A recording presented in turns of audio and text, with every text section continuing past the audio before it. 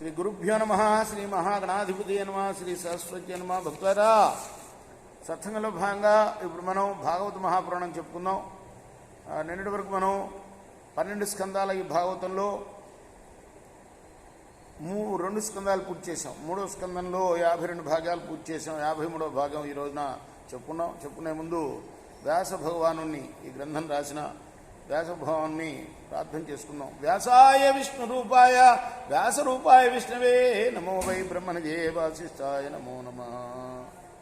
సమర్థ సద్గురు సాయినాథ్ మహారాజ్ की जय. సాయి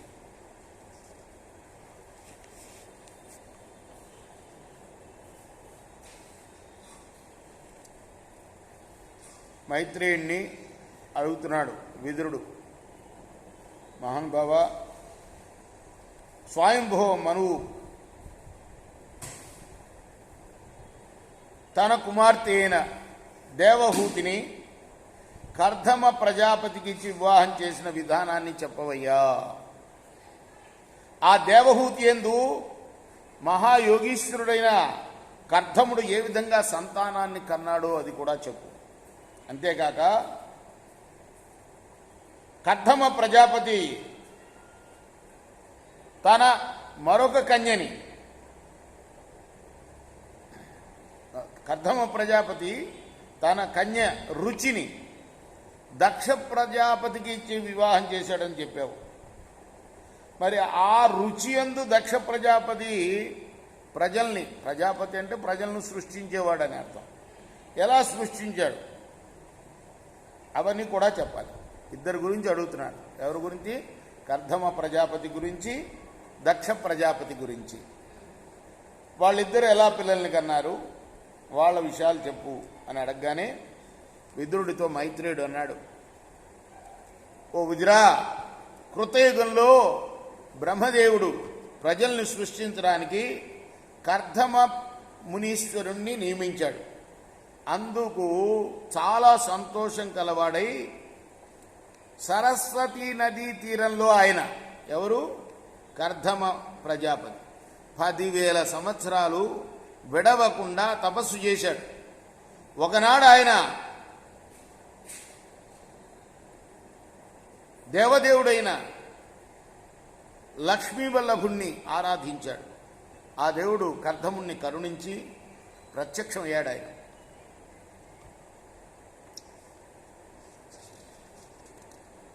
శంఖం, చక్రం, గద, పద్మం చేతుల్లో ధరించి ఉన్నవాడు. తుమ్మెదల వంటి నల్లటి ముంగురులతో అందంగా ప్రకాశించే ఫలకం గలవాడు. పచ్చని పట్టు వస్త్రం ధరించినవాడు.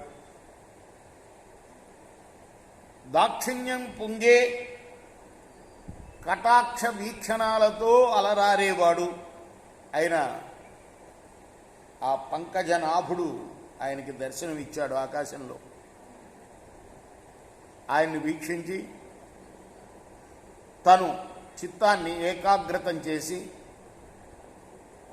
ఆ కర్ధమ ప్రజాపతి తన కోరిక నెరవేరిందని. ఏం కోరిక? బ్రహ్మదేవుడు ఆజ్ఞాపించిన కోరికే. ఏం చెప్పాడు బ్రహ్మదేవుడు? ప్రజల్ని సృష్టించవయ్యా అని. ఆనందంతో ఉప్పొంగిపోయాడు ఆయన ప్రత్యక్షం అయ్యేటప్పటికి. చేతులు మూడ్చి ఆయనతో అన్నాడు,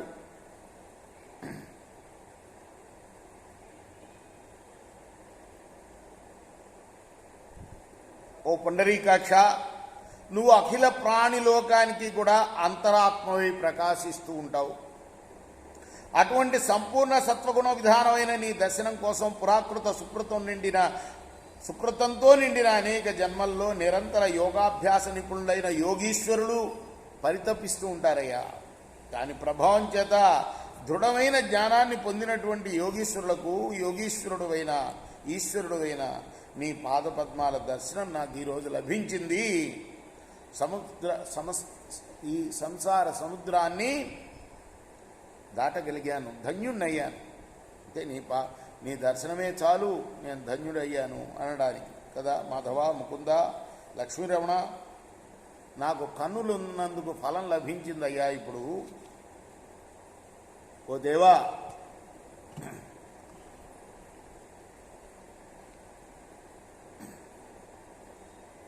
కొంతమంది మతిమాలిన వారై నీ చరణ కమలాలని తుచ్చమైన కోరికలు కోరి ఆరాధిస్తూ ఉంటారు. వాళ్ళ కోరికలు కూడా నువ్వు సఫలం చేస్తూ ఉంటావు.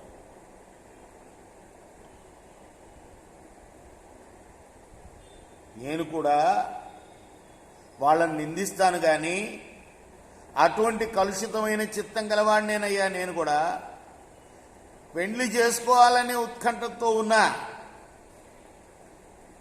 నా స్వభావానికి అనురూపమైన యువతిని వివాహం ఆడాలని అనుకుంటున్నాను. గృహ యజ్ఞ నిర్వహణలో గోవులాగా ఉపకరించేది, అనుగుణమైన నడవడిక కలది అయిన వధూమణిని వివాహం చేసుకోవాలనే ఆశయంతో నీ పాద పద్మాలని ఆశ్రయించానయ్యా. నేను వాళ్ళని నిందిస్తూనే, కాముకుల్ని కోరికలతో ఉన్న వాళ్ళని నిందిస్తూనే నేను కూడా అటువంటి పనే చేస్తున్నా. అయితే ఇక్కడ ఒక విశేషం ఉంది, విన్నవించుకుంటా. ప్రజలను పాలించే నువ్వు వేదం అనే ఉపదేశాన్ని మానవులకి ఇచ్చావు. కోరికలచే హతులైన మానవ లోకంలో ఉన్న జనులు నీ వాక్కులనే తాళ్లతో బంధింపబడి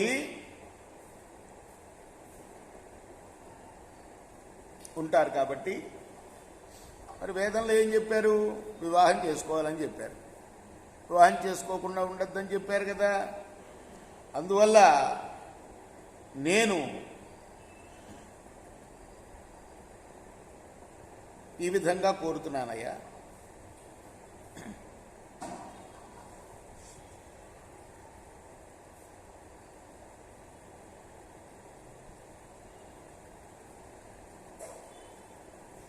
పాపాలని పారదోలే పరమాత్ముడవు, సర్వేశ్వరుడవు, విశ్వవంజుడవు, సృష్టికి పూర్వం నువ్వు మాత్రమే ఉన్నవాడివి. అంటే సృష్టికి పూర్వం ఎవరు లేరు, నువ్వు తప్పితే. నీకు సృష్టి చేయాలనే కోరిక కలిగింది. అయినా నువ్వు నిర్మించిన మాయ వల్ల సత్వం మొదలైన శక్తులు పుడుతున్నాయి.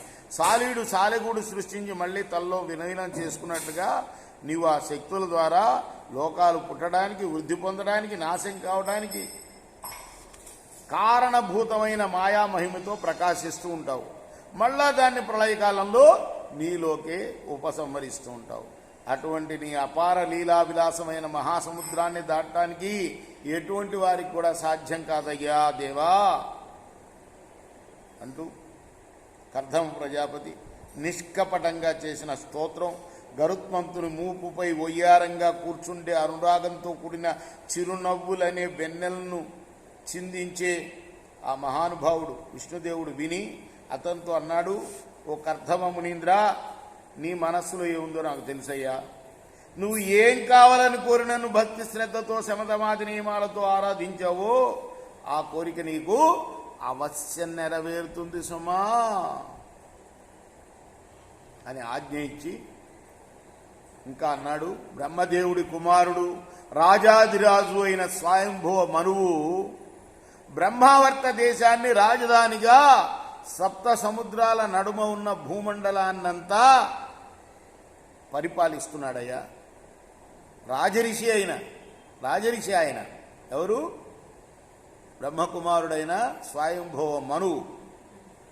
ఆయన శతరూప అనే తన భార్యతో కూడి పెండ్లి కావలసిన తన కూతురు నీ వెంట పెట్టుకొని నీ దగ్గరికి వస్తాడు. నీకు తగినటువంటి తన పుత్రికని ఇచ్చి వివాహం చేస్తాడు. నీ కోరిక నెరవేరుతుందయ్యా.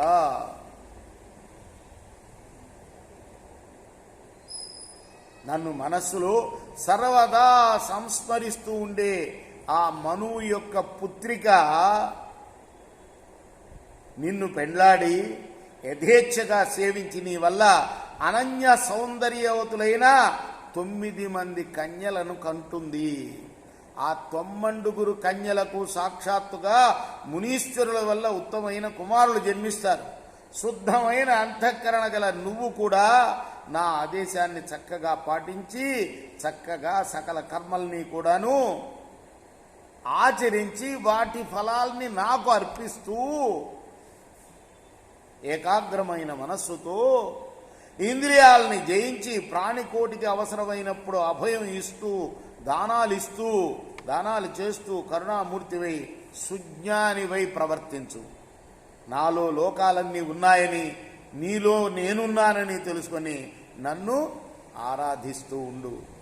నువ్వు సన్యాసాశ్రమాన్ని స్వీకరించి అంత్యకాలంలో నువ్వు నా సన్నిధికి చేరగలవు. నీ తేజస్సు వల్ల నేనే నీ గర్భంలో ప్రవేశిస్తా. నా కళాంశతో నీ కుమారుడువై జన్మిస్తా. నీకు తత్వస్వరూపాన్ని సాంఖ్యశాస్త్రాన్ని బోధిస్తా. అంతేకాదు నన్ను ఆత్మరూపంగా నువ్వు దర్శిస్తావు అని ఈ విధంగా విష్ణుదేవుడు కర్దవ మునీశ్వరుడికి వివరించి చెప్పి అతడు చూస్తుండగానే అంతర్హితుడయ్యాడు. మిగతా కథ మనం రేపు ఎన్నో భాగంలో 54వ భాగంలో చెప్పుకున్నాం. 53వ భాగం ఈ రోజున పూర్తి చేశాం. కృష్ణార్పణమస్తు. సాయి కృష్ణార్పణమస్తు. శ్రీ సచ్చిదానంద సద్గురు సాయినాథ్ మహారాజ్ కీ జై. చేకోరా హారతి దిగో సద్గురునాథ దేవా సాయినాథ. పాంచభౌతిక తత్వములనే హారతులిత్తుమురా. నిర్గుణమ్మగు స్థితే వీడి ఎట్లి ఆకారం పొందితివో సాయిరాం. సర్వము నిండిన నీవే ఇంకను ఉంటివి తల్లి వలే.